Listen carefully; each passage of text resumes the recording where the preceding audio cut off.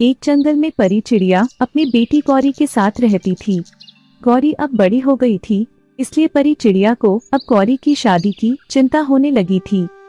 परी चिड़िया गौरी की शादी के लिए एक अच्छे से चिड़े की तलाश कर रही थी। गौरी बेटी, मैं बुलबुल चिड़िया के यहाँ जा रही हूँ, तब तक तुम अपने घोंसले में ही रहना। घोंसला छोड़कर कहीं घूमने मत चली जाना। मैं बहुत जल्द ही वापस आ जाऊंगी। ठीक है माँ, तुम जाओ, मैं अपने घोंसले में ही रहूंगी। परी चिड़िया बुलबुल के यहाँ चली जाती है। बुलबुल के यहाँ जाकर परी चिड़िया बुलबुल से बोलती है, बुलबुल बहन, मेरी बेटी गौरी अब बड़ी हो गई है, इसलिए अब मुझे उसकी शादी की चिंता होने लगी है। अगर तुम्हारी नजर में कोई अच्छा चिड़ा हो तो बताना। तुम तो जानती ही हो आजकल अच्छा चिड़ा मिलना कितना मुश्किल है। हाँ परी बहन, ये तो तुम ठीक ही कह रही हो। आजकल अच्छा चिड़ा मिलना बड़ा मुश्किल हो गया है, परंतु तुम चिंता ना करो, मैं गौरी के लिए एक अच्छा सा चिड़ा ढूंढूंगी। ठीक है बुलबुल बहन, अब मैं चलती हूँ। इतना कहकर परी चिड़िया अपने घर आ जाती है। माँ आप आ गई। आप बुलबुल मौसी के यहाँ क्या करने गई थी? गौरी बेटी, मैं बुलबुल मौसी के यहाँ तुम्हारी शादी की बात करने गई थी। बुलबुल मौसी ने बोला है वो तुम्हारी शादी के लिए एक अच्छे से चिड़े की तलाश करेगी। नहीं माँ, अभी मुझे शादी नहीं करनी, अभी मुझे आपके साथ ही रहना है। मैं आपको छोड़कर कहीं नहीं जाऊंगी।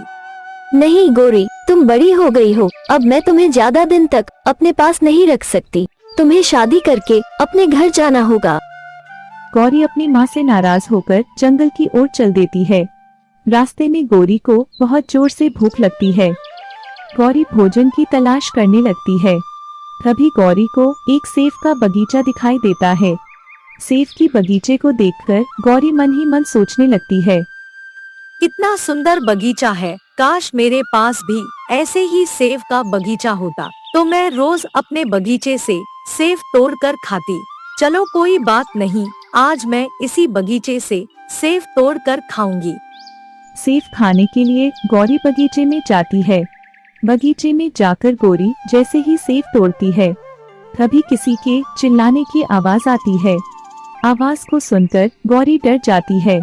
गौरी इधर उधर देखने लगती है, पर गौरी को कोई दिखाई नहीं देता। कुछ देर में कालू कौवा वहां आ जाता है। कालू कौवे को देखकर गौरी डर जाती है।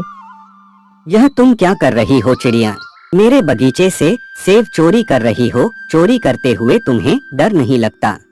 नहीं नहीं कालू जी, मैं चोरी नहीं कर रही, मुझे बहुत जोर से भूख लगी थी।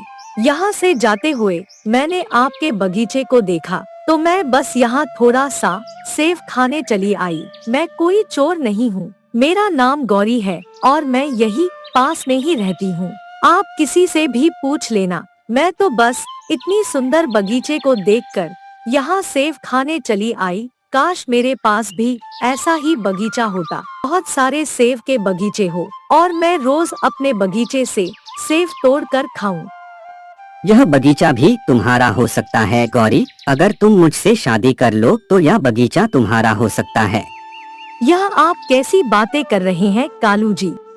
मैं सच कह रहा हूँ गौरी, मेरे पास ऐसे और भी बगीचे हैं। अगर तुम मुझसे शादी कर लोगी तो यह सारे बगीचे तुम्हारे हो जाएंगे और तुम रोज बगीचे से सेब भी खा सकती हो। ठीक है कालू जी, हमारी शादी के लिए मैं अपनी माँ से बात करूँगी। बेचारी भोली भाली गौरी कालू कौवे की बातों में आ जाती है और मन ही मन खुश होकर अपने घर की ओर चल देती है। घर आकर गौरी अपनी माँ से बोलती है, माँ आज मैं जब जंगल जा रही थी तो रास्ते में मैं कालू कौवे से मिली। कालू बहुत ही अच्छा है और कालू के पास बहुत सारे सेब के बगीचे भी है। मैंने उसके सेब के बगीचे से सेब तोड़कर भी खाए। माँ आप तो जानती ही हो मुझे सेब कितने पसंद है। मेरा बचपन से यही सपना था कि मेरे पास भी बहुत सारे सेब के बगीचे हो और मैं रोज अपने बगीचे से सेब तोड़कर खाऊं।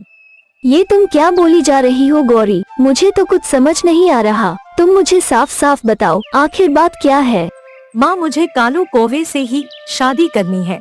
ये तुम क्या कह रही हो गौरी? कालू बहुत बड़ा दुष्ट है और तुम मुझसे शादी करना चाहती हो। जरूर तुम्हें उस कालू ने बहलाया है। तुम अभी बच्ची हो, तुम्हें कुछ नहीं पता। और वो सेब के पेड़ भी कालू के नहीं है। जरूर उसने किसी और का बगीचा दिखाकर तुम्हें बहलाया है। मैं कालू से तुम्हारी शादी करने के बारे में सोच भी नहीं सकती। नहीं माँ, अब मैं बच्ची नहीं रही, अब मैं बड़ी हो गई हूँ। अब मैं अपने फैसले खुद ले सकती हूँ। और कुछ दिन पहले आप ही ने तो कहा था कि मैं अब बड़ी हो गई हूँ और आप मेरी शादी करना चाहती है। हाँ गौरी, लेकिन मैंने ये तो नहीं कहा कि तुम्हारी शादी कालू से करा दूंगी। मैं तुम्हारे लिए एक अच्छा चिड़ा ढूंढ रही हूँ और उसी से तुम्हारी शादी होगी। नहीं माँ, मुझे कुछ नहीं सुनना। मैं सिर्फ कालू कोवे से ही शादी करूँगी। इसके अलावा मैं और कुछ नहीं सुनना चाहती। ठीक है गौरी, अगर तुम जिद कर रही हो तो मैं तुम्हारी शादी कालू से करा दूंगी। गौरी के जिद के आगे परी चिड़िया हार जाती है और गौरी की शादी कालू से कर देती है। कुछ दिनों तक सब कुछ ठीक चलता है। फिर एक दिन गौरी कालू से बोलती है, कालू जी, चलो ना हम अपने सेब के बगीचे में घूमने चलते हैं। बहुत दिन हो गए बगीचों में घूमे। मुझे अपने सेब के बगीचे में घूमना है और मुझे बहुत सारे सेब भी खाने हैं। तुम ये क्या बोल रही हो? तुम पागल तो नहीं हो गई? तुम किस बगीचे की बात कर रही हो? अरे वही सेब का बगीचा जो आपने मुझे शादी से पहले दिखाया था और आपने बोला था आपके पास ऐसे बहुत सारे बगीचे हैं। अच्छा, वो बगीचा, वो तो मैं तुम्हें ऐसे ही बोल दिया था। वह बगीचा तो मेरा नहीं है, वह तो मिट्ठू सेठ का बगीचा है और उस समय मैं उस बागीचे की रखवाली कर रहा था। तो तुमने मुझसे झूठ बोला कि वह बगीचा तुम्हारा है। हाँ, मैंने तुमसे झूठ बोला कि वह बगीचा मेरा है। मेरे पास कोई सेब का बगीचा नहीं है। हे भगवान, यह मैंने क्या कर दिया? इस झूठे कालू की बातों में आकर इससे शादी कर ली। मेरी माँ सच कह रही थी, यह कालू बहुत बड़ा दुष्ट है और मैंने अपनी माँ की बात भी नहीं मानी। गौरी फूट फूट कर रोने लगती है और उसके सेब का बगीचा वाला सपना टूटकर चकनाचूर हो जाता है।